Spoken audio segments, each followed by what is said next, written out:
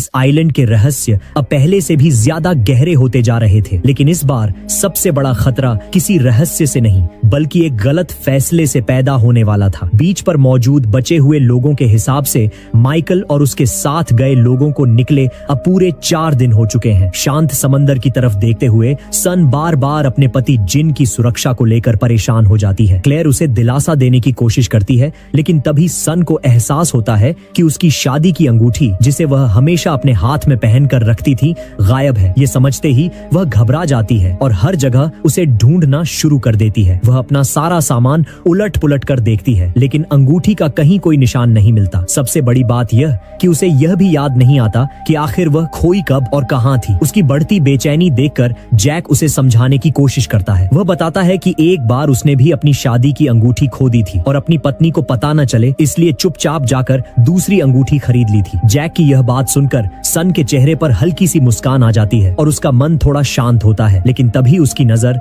Jack के हाथ पर जाती है जहां कोई अंगूठी नहीं होती। वह तुरंत समझ जाती है कि जिस पत्नी का जैक जिक्र कर रहा था वह अब उसकी पत्नी नहीं बल्कि उसकी एक्स वाइफ है। यह समझते ही जैक हल्की सी मुस्कान देता है और उसकी अंगूठी ढूंढने में मदद की पेशकश करता है, लेकिन अब तक खुद को थोड़ा संभाल चुकी सन मना कर देती है। उसे लगता है कि अंगूठी किसी न किसी तरह वापस मिल जाएगी। जब हर्ली को इस बारे में पता चलता है तो वह पूरे जोश के साथ उसकी मदद करने पहुंच जाता है। वह सन से पिछले कुछ दिनों की हर छोटी बड़ी बात याद करने को कहता है। फिर जैसे ही उसे पता चलता है कि उसने विंसेंट को खाना भी खिलाया था, हर्ली तुरंत एक अजीब सा अनुमान निकाल लेता है। उसे लगता है कि शायद विंसेंट ने ही अंगूठी निगल ली होगी। इसके बाद वह अपने बचपन का एक किस्सा सुनाता है कि उसका कुत्ता तो एक बार उसकी जेब खर्च तक खा गया था। ये बात सुनकर सन भी हैरान रह जाती है, जबकि दूसरी तरफ विंसेंट पूरी मासूमियत के साथ खेलता रहता है जैसे उसका इस मामले से कोई लेना देना ही न हो। काफी देर तक खोजबीन करने के बाद भी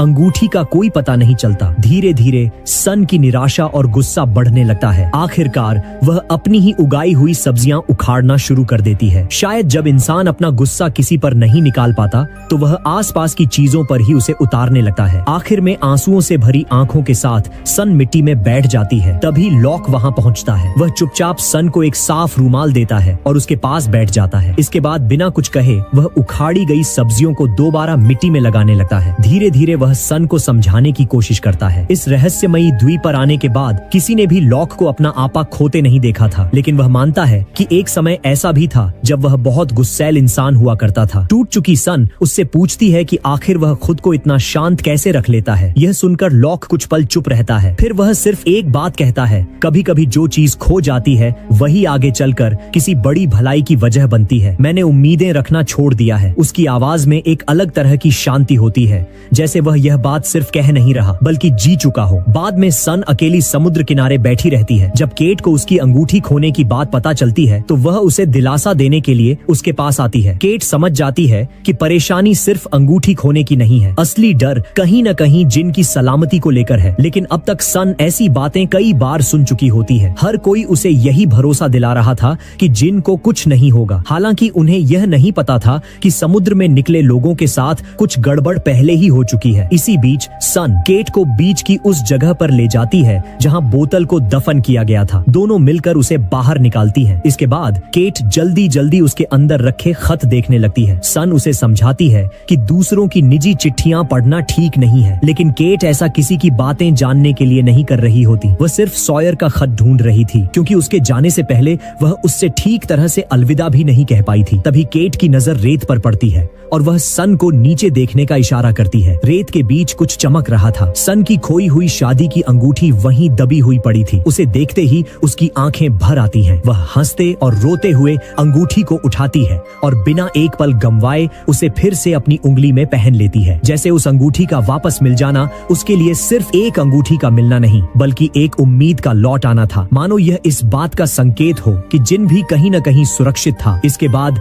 कहानी अतीत में चली जाती है। सन और जिन की दुनिया एक दूसरे से बिल्कुल अलग थी, लेकिन किस्मत ने आखिर उन्हें मिलाया कैसे। सन एक अमीर परिवार की बेटी थी। इसके बावजूद उसे अमीर घरानों के लड़कों से रिश्ते के लिए परिवार द्वारा तय की गई मुलाकातों में शामिल होना पड़ता था। इस बार सन का रिश्ता एक बड़े होटल मालिक के बेटे के साथ तय किया गया। उसी होटल में जिन एक साधारण दरबान के तौर पर काम करता था। यह मुलाकात सन की पिछली सभी मुलाकातों से अलग साबित हुई। दोनों के बीच बीच बातचीत काफी अच्छी रही और पहली बार सन को लगा कि शायद यह रिश्ता आगे बढ़ सकता है, लेकिन उसकी यह उम्मीद ज्यादा देर तक नहीं टिक पाती। उस युवक ने साफ कह दिया कि वह सिर्फ उसका दोस्त बन सकता है क्योंकि अमेरिका में कोई और उसका इंतजार कर रहा है और कुछ महीनों बाद वे फिर से मिलने वाले हैं। यह सुनकर सन का दिल टूट जाता है, फिर भी वह अपनी भावनाओं को छिपाती है और सम्मान के साथ वहाँ से चली जाती है। दूसरी तरफ जिन के लिए यह नौकरी हासिल करना कभी आसान नहीं था। होटल का मैनेजर उसे सिर्फ इसलिए नीची नजर से देखता था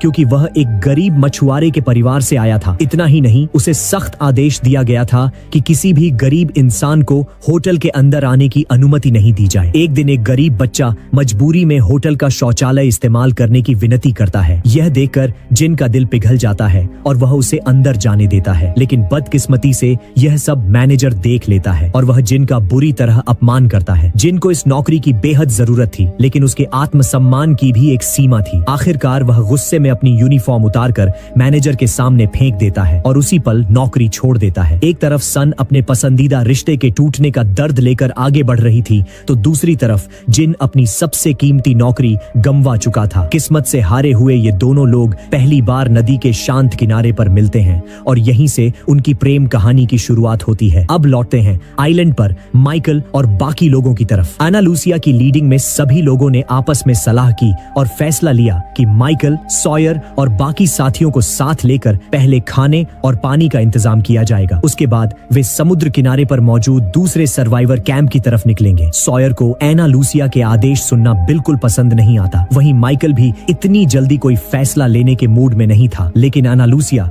हमेशा की तरह सख्त लहजे में सबकी बात बीच में ही काट देती है। उसके लिए बहस की कोई गुंजाइश नहीं थी क्योंकि इस पूरे ग्रुप में आखिरी फैसला उसी का चलता था। एना लूसिया अब इस ग्रुप की नेता बन चुकी थी और वह किसी भी कीमत पर अपना कंट्रोल छोड़ना नहीं चाहती थी। उसकी नजर में सभी को उसके आदेश मानने ही थे, इसलिए उसने सबको अलग अलग काम सौंप दिए। मिस्टर एको और सिंडी आगे का रास्ता देखने निकल गए, जबकि लिबी माइकल को साथ लेकर फलों की तलाश में चली गई और एना लूसिया और बर्नार्ड मछलियां पकड़ने समुद्र किनारे जाने वाले थे। तभी जिन ने फिश शब्द सुन लिया। मछली पकड़ना उसकी खासियत थी, इसलिए वह भी उनके साथ शामिल हो गया। इधर सॉयर को रुककर इंतजार करने के लिए छोड़ दिया गया। एना लूसिया और बर्नार्ड काफी देर तक कोशिश करते रहे, लेकिन उनके हाथ एक भी मछली नहीं लगी। तब जिन ने शांत भाव से समुद्र में सी अर्चिन का चारा फेंका और जाल डाल दिया। कुछ ही देर में उसके जाल में इतनी मछलियां फंस गईं कि सबके खाने का इंतजाम हो गया। दूसरी तरफ लिबी और माइकल फलों की तलाश कर रहे थे, लेकिन आसपास के लगभग सारे फल पहले ही तोड़े जा चुके थे। माइकल ने कहा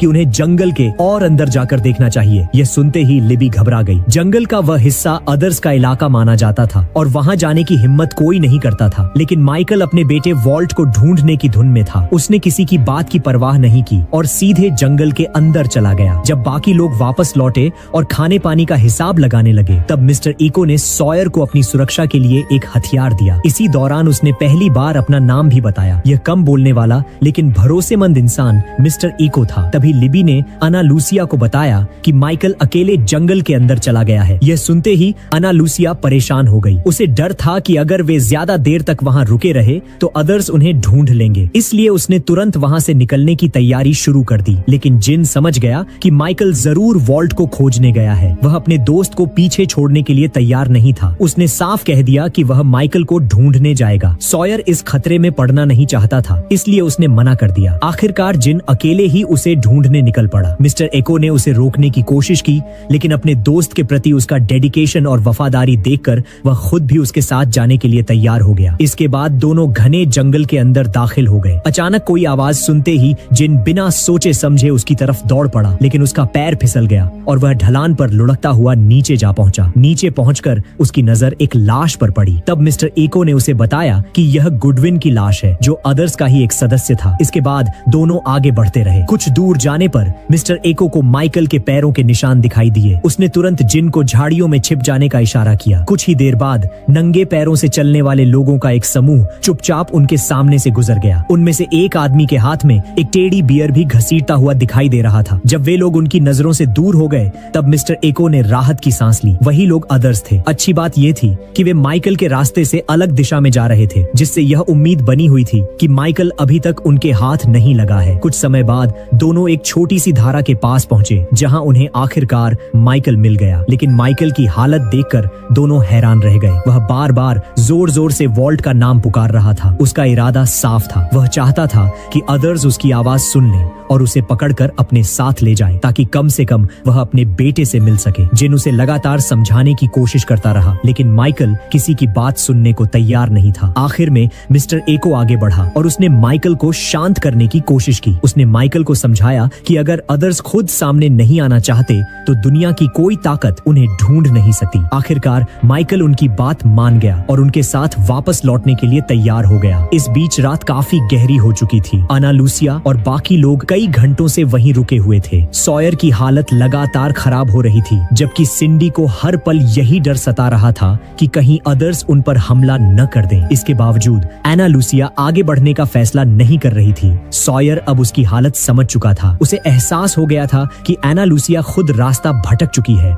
और सिर्फ नेता होने का दिखावा बनाए रखने की कोशिश कर रही है। दोनों के बीच बहस तेज होने ही वाली थी कि तभी माइकल, जिन और मिस्टर एको वापस लौट आए। मजेदार बात यह थी कि कुछ देर पहले बहस के दौरान सॉयर जिद में कह रहा था कि माइकल उसका दोस्त नहीं है, और यह बात माइकल ने खुद सुन ली थी। कभी कभी जुबान की जल्दबाजी इंसान को तुरंत शर्मिंदा भी कर देती है। अब जब मिस्टर एको वापस आ चुका था और उसे रास्ते की अच्छी समझ थी, तो सब ने आखिरकार आगे बढ़ने की तैयारी कर ली। उधर जहां अना लूसिया का ग्रुप तनाव और बेचैनी के बीच था, वहीं बीच वाले कैंप का माहौल काफी शांत और सुकून भरा था। सईद ने शैनन के लिए एक छोटा सा आरामदायक तंबू बनाया था और उसके अंदर मोमबत्तियों की हल्की रोशनी से एक खूबसूरत माहौल तैयार किया था। दोनों अब एक दूसरे के काफी करीब आ चुके थे और उनकी भावनाएं किसी छिपाव की मोहताज नहीं थीं। लेकिन इसी खुशनुमा पल के बाद सब कुछ अचानक बदल गया। सईद पानी लेने के लिए बाहर गया और शैनन तंबू में अकेली रह गई। तभी उसके सामने अचानक वॉल्ट दिखाई दिया। उसका पूरा शरीर भीगा हुआ था और वह चुपचाप खड़ा उसे देख रहा था। यह नजारा इतना अनएक्सपेक्टेड था कि शैनन डर के मारे चीख उठी। उसकी आवाज सुनते ही सईद तुरंत वापस दौड़ा और तंबू के अंदर बाहर हर जगह तलाश की, लेकिन उसे कोई नहीं मिला। उसे लगा कि शैनन ने कोई बुरा सपना देखा है। इसी बात को लेकर दोनों के बीच बहस शुरू हो गई। शोर सुनकर चार्ली भी वहां पहुंच गया, लेकिन सईद इस बारे में ज्यादा चर्चा नहीं करना चाहता था और शैनन को साथ लेकर वहां से चला गया। हंगामे की आवाज सुनकर क्लेयर भी जाग गई। उसका बेटा एरन भी नींद से उठ गया था, इसलिए वह भी यह देखने आ गई कि आखिर हुआ क्या है। दूसरी तरफ चार्ली परेशान था, क्योंकि आधी रात को एरन के जाग जाने का मतलब था कि अगले पूरे दिन बच्चा रोता रहेगा और सबको परेशान करेगा। सईद के उस पर भरोसा न करने से शैनन हर्ट हो गई और उसने उसका तंबू छोड़ दिया। अगली सुबह वह विंसेंट को लेकर बीच पर पहुंची और वॉल्ट का छोड़ा हुआ सामान उसे सूंघने के लिए दिया, ताकि वह उसकी गंध पहचान सके और शायद उसे वॉल्ट तक पहुंचा दे। कुछ ही देर बाद विंसेंट तेजी से जंगल की तरफ दौड़ पड़ा और शैनन उसके पीछे चलने लगी, लेकिन विंसेंट उसे वॉल्ट तक नहीं ले गया। वह उसे बून की कब्र के पास ले आया। कब्र को देखते ही शैनन पुरानी यादों में खो गई। कभी वह अपने पिता की लाडली बेटी हुआ करती थी, लेकिन पिता की अचानक मौत ने उसकी पूरी दुनिया बदल दी थी। उस दर्द के बाद उसे हमेशा यही लगता था कि दुनिया उसके खिलाफ है। उसके जीवन में अगर कोई सच में उसकी परवाह करता था तो वह उसका भाई बून था। दूसरी तरफ बीच पर एरन लगातार रोए जा रहा था। ठीक वैसा ही हुआ जैसा चार्ली ने रात में कहा था। बच्चे ने सबकी नींद और शांति दोनों छीन ली थी। क्लेयर अपने बेटे एरन को शांत कराने की पूरी कोशिश कर रही थी, लेकिन वह किसी भी तरह चुप नहीं हो रहा था। तभी हमेशा की तरह लॉक मदद के लिए आगे आया। उसने एरन को सावधानी से कपड़े में लपेटा और कुछ ही पलों में बच्चा शांत हो गया। यह देखकर क्लेयर का आत्मविश्वास और भी कमजोर पड़ गया। उसे लगने लगा कि वह एक अच्छी माँ नहीं है और इस द्वीप पर हर कोई उससे बेहतर तरीके से बच्चे की देखभाल करना जानता है। यहाँ तक कि चार्ली भी, जो हर समय अपने बैग में वर्जिन मेरी की मूर्तियां लेकर घूमता रहता था और अक्सर लापरवाह दिखाई देता था, उससे ज्यादा भरोसेमंद लग रहा था। जैसे ही लॉक ने वर्जिन मेरी की मूर्तियों का जिक्र सुना, उसके चेहरे के भाव बदल गए। उसके मन में तुरंत शक पैदा हो गया। बाद में उसने चार्ली को अकेले में बुलाया और बातचीत के दौरान उसकी हर बात और हाव भाव को बड़ी गौर से देखने लगा। वह जानना चाहता था कि चार्ली का नशे से रिश्ता सच में खत्म हुआ है या नहीं। चार्ली कुछ पल के लिए जरूर झिझका, लेकिन फिर उसने कहा कि वह पहले नशे की लत का शिकार रह चुका है और पूरी कोशिश कर रहा है कि दोबारा उस रास्ते पर न लौटे। लॉक ने फिलहाल वर्जिन मेरी की मूर्तियों के बारे में कुछ नहीं कहा, लेकिन उसके मन का शक पूरी तरह खत्म नहीं हुआ था। अब लौटते हैं आना लूसिया और उसके ग्रुप की तरफ। वे लगभग पूरी रात लगातार चलते रहे थे। सॉयर की हालत इतनी खराब हो चुकी थी कि आखिरकार उसके पैर जवाब दे गए और वह जमीन पर गिर पड़ा। लिबी तुरंत उसकी मदद के लिए आगे आई। उसने मजाक करते हुए कहा कि वह डॉक्टर नहीं बल्कि क्लिनिकल साइकोलॉजिस्ट है, इसलिए शायद उसे घाव का इलाज करने की बजाय उसके जख्मों से बात करनी चाहिए। लेकिन जब उसने चोट को ध्यान से देखा तो उसे समझ आ गया कि मामला गंभीर है। फिर भी उसने सॉयर को उठाया और आगे बढ़ने में उसकी मदद की। ग्रुप ने फैसला किया कि वे बीच के किनारे किनारे चलते हुए कैंप तक पहुंचने की कोशिश करेंगे, लेकिन मिस्टर एको ने साफ बता दिया कि वह रास्ता बंद है। उनके पास आइलैंड के अंदर से होकर जंगल पार करने के अलावा कोई दूसरा रास्ता नहीं था। जैसे ही वे घने जंगल में दाखिल हुए, जिन लगातार सॉयर की हालत को लेकर चिंतित दिखाई दिया। वह बार बार उसके बारे में पूछता रहा, जिससे आना लूसिया चिढ़ गई और उसने उसे चुप रहने का आदेश दे दिया। माइकल को आना लूसिया का यह रवैया बिल्कुल पसंद नहीं आया। उसने साफ कहा कि वह जानना चाहता है कि आखिर उनके साथ ऐसा क्या हुआ था जिसने उन्हें इतना डरा दिया है। आना लूसिया कुछ पल तक अपने साथियों की तरफ देखती रही, फिर उसने वह सच्चाई बताई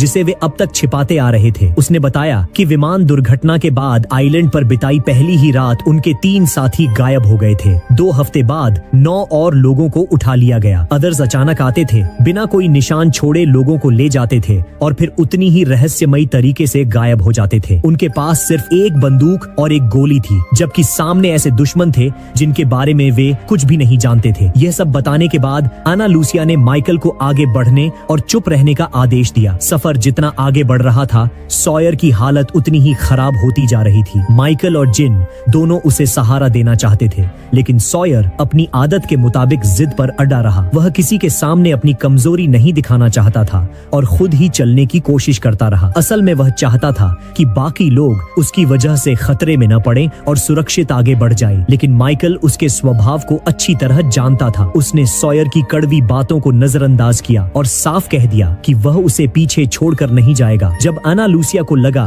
कि सॉयर अब ज्यादा देर तक नहीं चल पाएगा, तो उसने उसे वहीं छोड़ देने का सुझाव दिया। उसके हिसाब से ग्रुप की सुरक्षा सबसे ज्यादा जरूरी थी, लेकिन इस बार लगभग सभी लोग उसके खिलाफ खड़े हो गए। सिर्फ आना लूसिया और सिंडी को छोड़कर किसी ने भी उसकी बात नहीं मानी। मिस्टर एको भी माइकल के साथ खड़ा हो गया। उसने तुरंत कुछ लकड़ियां और बेलें इकट्ठी की और एक अस्थायी स्ट्रेचर तैयार कर दिया। इसके बाद सभी मिलकर सॉयर को उठाकर आगे बढ़ने लगे। कुछ समय बाद जब वे एक चढ़ाई पर पहुंचे तो अचानक उन्हें एहसास हुआ कि सिंडी कहीं दिखाई नहीं दे रही है। ये देखते ही आना लूसिया का चेहरा गुस्से से लाल हो गया। उसे समझ नहीं आ रहा था कि वह आखिर गई कहां। आना लूसिया का गुस्सा अब 7वें आसमान पर था। उसकी नजर में जो कुछ भी गलत हुआ था, उसका जिम्मेदार मिस्टर एको था। अगर वह चांदनी रात में आगे बढ़ने की जिद न करता और अगर वह मरते हुए सॉयर को बचाने पर जोर न देता, तो शायद यह सब नहीं होता। अपनी गलतियों की जिम्मेदारी लेने के बजाय वह सारा दोष दूसरों पर डाल रही थी। उसका यह कठोर और स्वार्थी रवैया अब बाकी लोगों को भी खटकने लगा था। तभी अचानक जंगल की गहराइयों से धीमी धीमी फुसफुसाहटों की आवाज आने लगी। ये वही डरावनी आवाज थी